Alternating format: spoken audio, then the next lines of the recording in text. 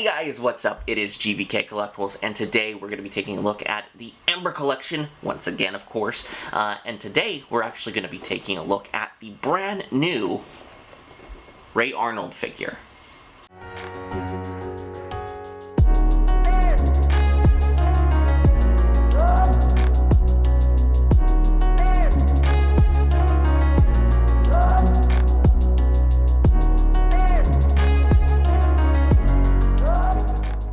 Guys, what's up again? As I said, today we'll be taking a look at Ray Arnold, aka John Ray Arnold, which is very interesting that they call him that, which I don't... He's only known, I think, in as Ray Arnold. He's never referred to as John. I don't know if that is a production mess-up or something, or that's actually his full name. If it is, that's kind of cool. So it is really interesting. Of course, you get this open view packaging with the medallion, of course, and I gotta say, just out of the packaging, so both with the the new Ian Malcolm, and this guy, I actually got these in Orlando.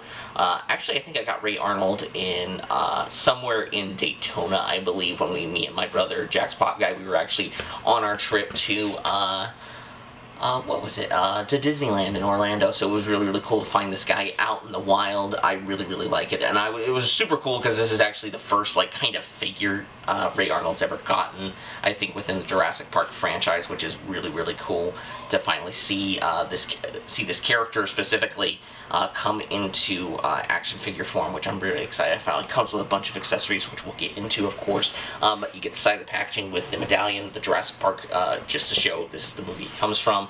Then you got a good production shot of Ray Arnold in the back, which looks really, really good, aka Sam Jackson. Then, of course, you got the read-up, which I'll pause real quick so you guys can take a bit of a read. But if you're a big fan of the Jurassic Park franchise, you already know who this man is. And you got at the top and at the bottom, so hold on to your butts as we get Ray Arnold out of the packaging. And here we have John Ray Arnold out of the packaging. I gotta say, this is a really, really cool figure. This is only my third, technically, human figure I've bought from the Amber collection, as there's only 3. I actually didn't get the Dennis Nedry, kind of regretting that now, although I'm probably sure I can find him in the Dilophosaurus somewhere online for pretty good price, or just base retail. But anyway, so this is actually my third figure, well, technically 4th if you want to count the original Ian Malcolm. And I gotta say, they, compared to the original Ian Malcolm, I would even say that one figure, they do definitely improve upon a lot of the stuff with these figures.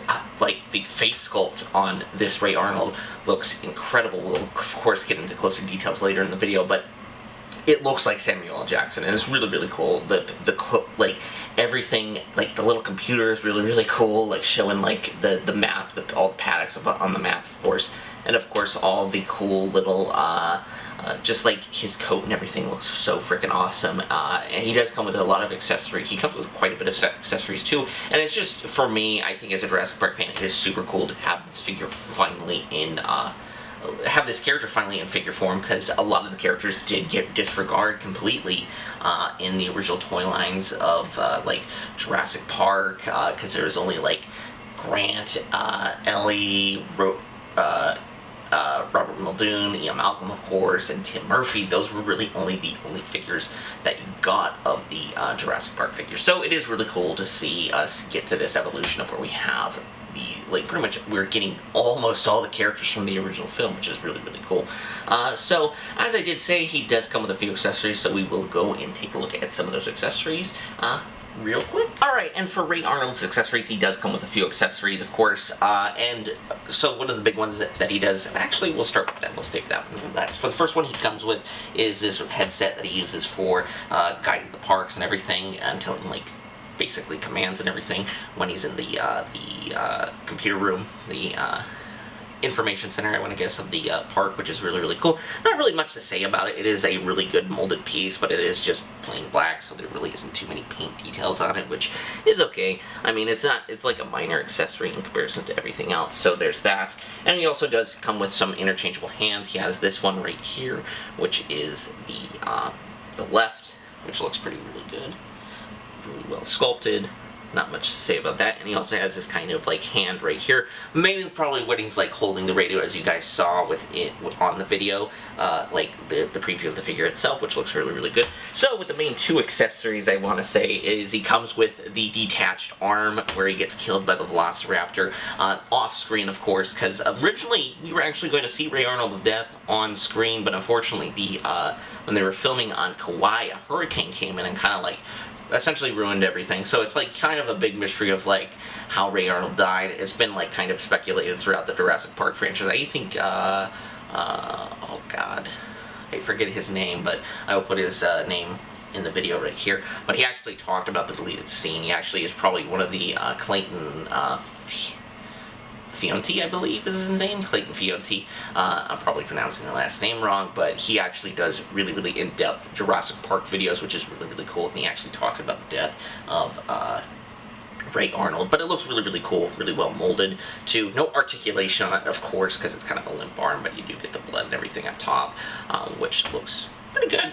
Which looks as good. I wish there was a little bit more. I think there was a little bit more blood on the arm, but I can't remember. But it is really, really cool accessory, and I think this will be paired for people who want to take pictures when the Elliott Sadler comes out. This will be a good one to take pictures of. So the next one, his big accessory, I think, is the computer, of course, which looks really, really cool. It's actually funny to see these kind of giant-ass computers with a big back-out screen.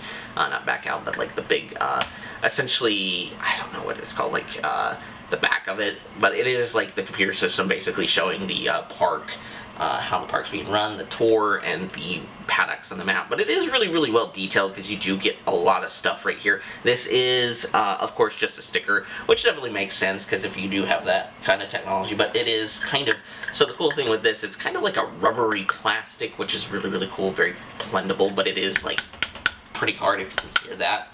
So it is really, really cool. Really well detailed. It does look like one of those old computers. God, I remember seeing these like in like high school, not high school, like elementary. We actually had these kind of computers in elementary, which is really, really funny before the flat screen, like the kind of smaller screens, of course, took over. But a lot of good, not really too much detail. It is just a painted one color, but it does look really, really good. There you actually kind of see some like kind of paint shrivels on, like paint brushes on it, which look interesting, but there really isn't too much detail with this just because of it's a flat color, but it's also white, so there's really not much I could say about it. But it is sculpted really, really well too, because you can actually see a lot of the sculpted details like the keyboard and everything, which look really, really good, really well done. So yeah, those are all the accessories for Ray Arnold. So with that out of the way, let's jump into Ray Arnold's details and check out the figure himself. Alright, and we have Ray Arnold here and some of the details, and I gotta say the face sculpt on this figure is really, really well done. It looks exactly like Sam Jackson, which looks really, really good. Something you kind of want when you're doing a Sam Jackson figure. I think a lot of the Sam Jackson figures like it, whether it be the Arnold Legend, whether it be the Black Series with Mace Windu. He looks awesome. So I wanted to say, just because I love the amount of detail on him. There a lot of the paint apps on this guy, like the tie looks phenomenal. Looks very much how it does in the original movie. And of course you get the Jurassic Park logo, which is really, really cool. I love that little detail, and it looks really, really great along with the pens and everything. The coat has this kind of unique, I don't know if you can notice it on the camera, but there is like kind of a unique paint app, like paint brushes right here with like kind of like you have this kind of cream color, I want to say, for the figure. Then you get like kind of these hints of white and like the lighter white throughout the figure, which look really, really interesting. Also note that he does have the double jointed elbows. The hair looks really, really cool. You actually get the bald spot at the top, which looks really, really cool. But they included that. The glasses look really, really cool too. I really like that.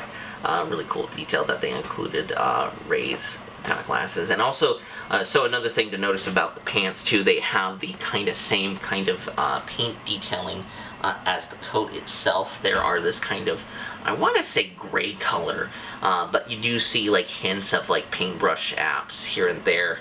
I don't know if it's dry brushing or not. It kind of actually does look like dry brushing, like black dry brushing, which looks really, really cool. Looks really, really good. Then you get the belt, of course. The tie, I think, looks phenomenal. Like, in the undershirt, looks really, really cool. I think it's really well done.